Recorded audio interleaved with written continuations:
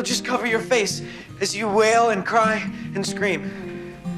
Ethan Hawke once left a generation in awe with his role in Dead Poets Society, and 4 Oscar nominations cemented his stature in Hollywood. But no one could have imagined that at the peak of his fame, his marriage to Uma Thurman would collapse. The American media buzzed with rumors Ethan had cheated with his children's nanny. After that scandal, he vanished. He stepped away from the red carpet and turned down major roles. What happened during that time? What did he do to make amends for his mistakes? And what secret allowed him to build a $55 million empire while now living simply in a brick townhouse in Brooklyn? Don't miss the lavish life behind Ethan Hawke's vast fortune and the journey he took to earn it. Folks, before Ethan Hawke settled into a comfortable home in Brooklyn with a fortune exceeding $55 million and a career that commands Hollywood's respect, his childhood was marked by hardship. By the time he was 10, he'd moved 10 times, not for adventure, but because his mother couldn't afford steady rent. Let's take a look at Ethan Hawke's rootless, uncertain early years to understand just how precious his achievements today truly are. Ethan Green Hawke was born on the 6th of November, 1970, in Austin, Texas. His earliest memories aren't of peace.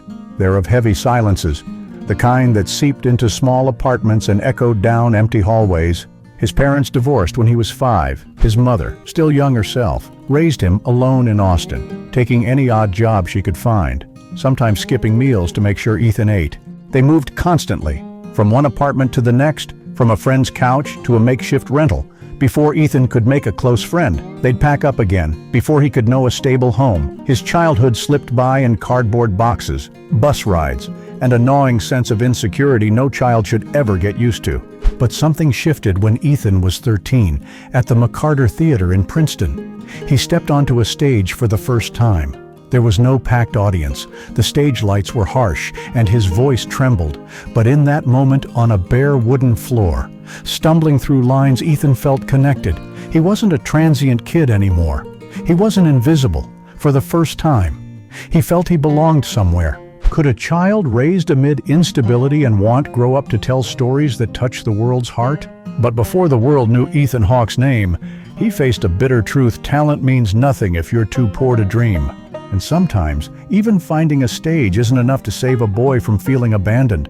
Though he'd discovered his passion, Ethan still had to face a far tougher challenge: Hollywood, a place where dazzling lights can leave a lost soul adrift forever. Folks, Hollywood loves to paint stories of stars who skyrocket to fame after one big role. But for Ethan Hawke, the path was much darker and so long it nearly made him give up.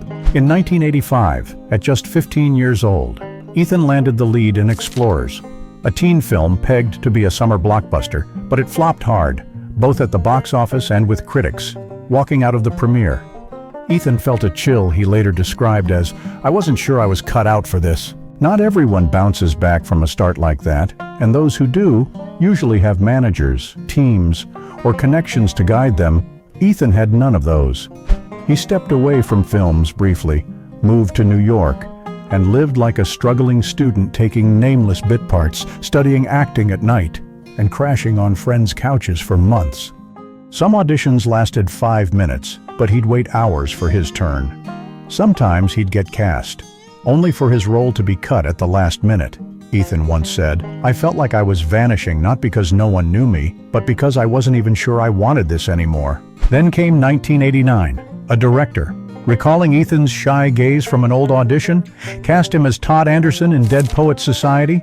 It was a quiet, introspective role, barely noticeable on paper, but it became the role of Ethan's life. He didn't need to act much, he just had to relive the fear of being forgotten.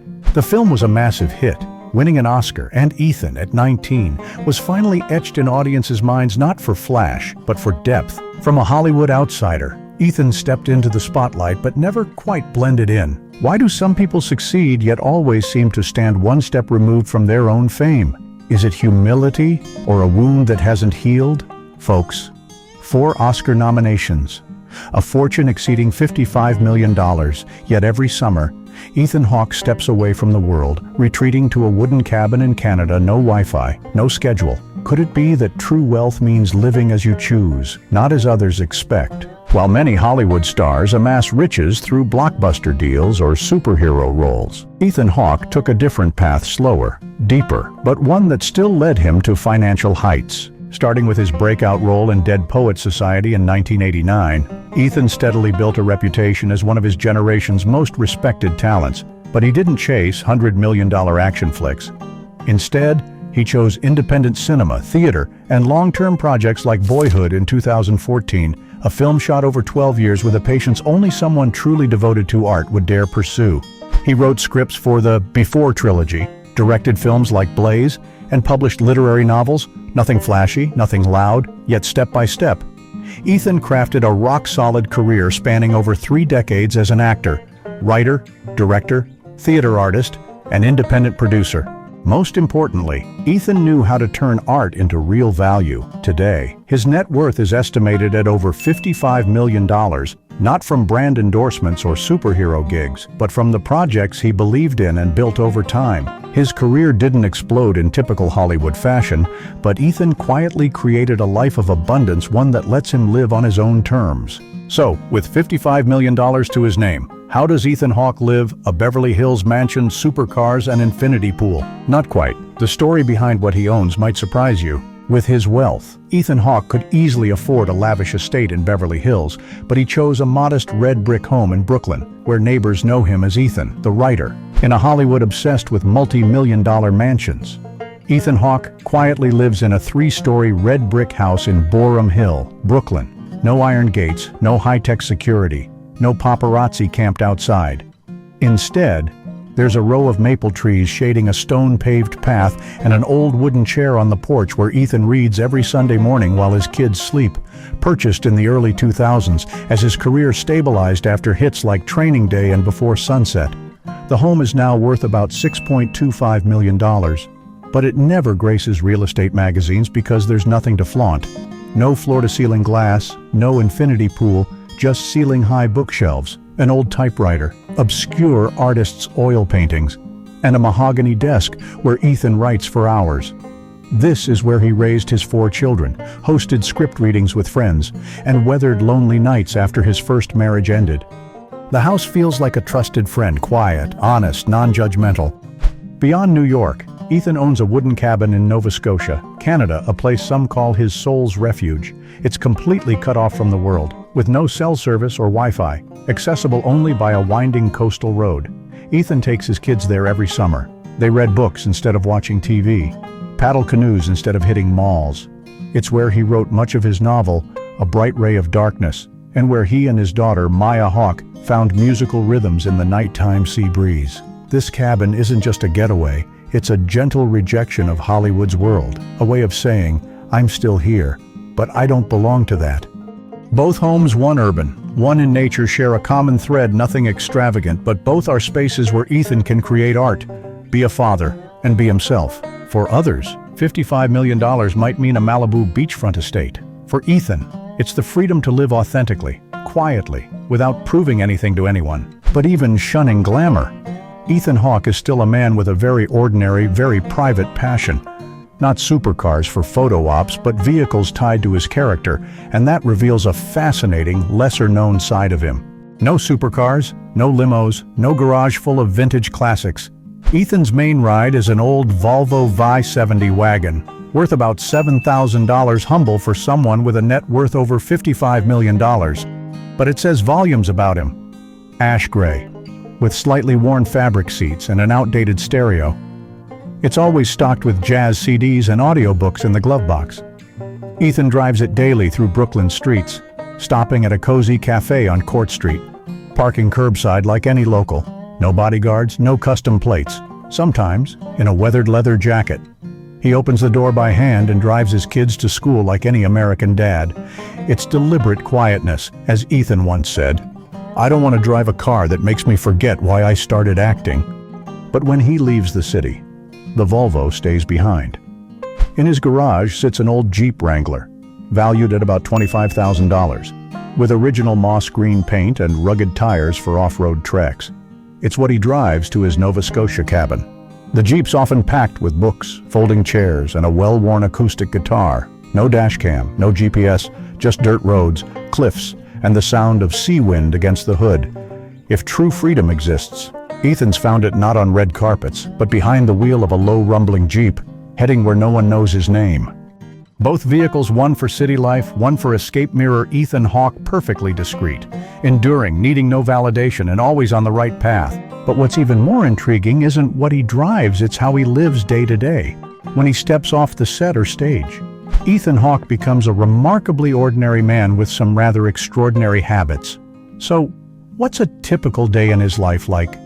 Ethan's daily life in Brooklyn isn't far from that of any middle-aged dad in a quiet neighborhood. No personal assistant, no full-time staff. Each morning, he makes breakfast, usually dark rye toast, boiled eggs, and a cup of Earl Grey tea, while the kettle simmers. He reads a few pages, maybe Rainer Maria Rilke's poetry or a half-finished script. His routine has barely changed in 2 decades up early, writing from 7 to 11. A simple lunch, afternoons with family, evenings for reading, music, or chatting with his wife and kids. On weekends, if he's not performing in a play, Ethan visits the local Unitarian church not for religion, but for the stillness it offers. He doesn't spend lavishly, but isn't ascetic either. Ethan collects vintage typewriters, each costing just a few $100s, for the real feel they bring to his writing. He wears faded Levi's jeans, scuffed leather shoes, and once joked, "My favorite sweater's the one I bought in 1996. One small joy is playing amateur DJ for his kids. He owns a rare vinyl collection from the 1970s and 80s, Leonard Cohen to Talking Heads, and every Friday night. He spins records in the living room, dims the lights to a warm glow, and the family sways to old tunes. No lavish dinners, no 5-star vacations, no $1,000 gadgets. Ethan Hawke has carved out a world where he can live, write, and be fully present for those he loves. But after all the spotlight, the wealth, the quiet, what does Ethan Hawke hold most dear? The answer lies in how he's a father, a husband, and what he gives, not just what he keeps. Ethan once said, "I don't want my kids to think their dad's a star. I want them to know I'm the guy who's there every day." After his marriage to Uma Thurman ended, Ethan wed Ryan Shaw Hughes, a former assistant and nanny to his 2 eldest children. Their union faced skepticism and criticism, but over time, it became his strongest anchor. They lived simply, avoiding red carpets. They raised their 4 kids in as normal an environment as possible. No elite schools, no soundproofed mansions, no celebrity bubble. Ethan drives them to school, attends his daughter's concerts, shops at the grocery store like any dad. He doesn't dodge the media, he just never courted it to begin with. With his eldest daughter, Maya Hawke, now a rising actress and singer, Ethan's not just a father, but a colleague. They worked together on the independent film Wildcat, which Ethan directed to help launch Maya's career. But he didn't steer her path. He stepped back, watched, and trusted. If my kid can tell a better story than I ever did, that's not a loss, it's part of my legacy. Beyond family, Ethan's active with the New York Public Library's board, advocating for community education, literacy, and book donations to kids in underserved areas. He doesn't build schools in his name or start grand foundations. He quietly funds projects, reads to children, and gives his time, something stars often deem too precious to share. Family, community, and quiet dedication, that's how Ethan Hawke keeps himself grounded amid Hollywood's storms. But even with a stable home, cracks appeared. In later years, Ethan faced a period when the fame he'd earned nearly tore apart the private life he'd so carefully guarded. What happened? And how did he weather that storm? Folks, Ethan Hawke has always stayed clear of Hollywood scandals. But there was a time when the spotlight stopped being a source of life for him. It became the place where everything fell apart. In 2005, Ethan's 7-year marriage to Uma Thurman ended. The American media didn't let up rumors of infidelity, custody battles, and accusations that he'd sacrificed family happiness for his acting career swirled. Ethan barely responded. Years later, in an interview, he admitted, "I thought I could nail every role: husband, father, actor, writer. But in the end, I failed." During that period, he slipped into a quiet crisis. Whenever he faced the public, people no longer saw him as an actor, but as a man who'd lost his family. Some tabloids branded him the modern selfish artist. The weight of public judgment pushed Ethan to the brink of quitting acting. He stepped back from red carpets, turned down major films, declined talk show invites, and spent much of his time just writing. It was then that Ethan reconnected with Ryan Shaw Hughes, who'd once been a nanny for his children. They started over, slowly, without fanfare. The press stirred again, labeling Ryan the replacement or the other woman. But Ethan didn't defend himself. He brought Ryan into his life, and they married. That marriage has now lasted over 17 years, outliving all the early venomous predictions. Ethan weathered the storm the way he always has, returning to the stage, writing books, choosing silence, and living authentically. He said the post-divorce years were the darkest days, but also when he rediscovered his inner voice, long buried under the image Hollywood had pinned on him. From personal heartbreak to public condemnation, Ethan Hawke didn't lash out, he created, and through creation, he healed. But after it all, the triumphs, the crises, the rebirth, what has Ethan Hawke left for his audience? His legacy isn't in box office numbers, so where does it lie? The answer opens a final chapter full of surprises. Folks, Hollywood has its celebrities, and then it has its storytellers. Ethan Hawke, after more than 3 decades, chose to be the latter.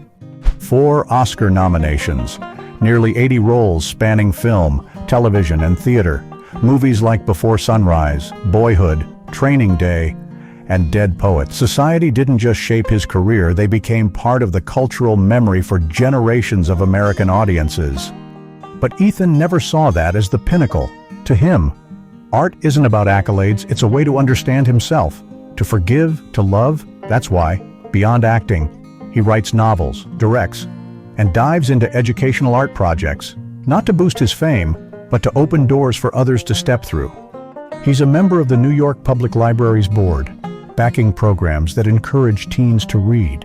He's hosted free book readings, taught acting to public school students, and often waived his fee when directing plays to keep budgets intact for young theater troupes. With his daughter Maya Hawke, he doesn't pave the way, he gives her space to find her own voice. My dad never told me what to do. He just sat with me when I was discouraged and asked, "Do you want to keep going?" Maya once shared. Ethan's legacy isn't a golden statue or an immortal role. It's in how he works with honesty, kindness, and silence when others choose noise. For middle-aged viewers who grew up with Dead Poets Society or sat spellbound by Before Sunset, Ethan Hawke isn't just an actor, he's a piece of memory of something beautiful, quiet, and lingering in the heart. What will you leave the world? A role, a book, or simply the way you lived?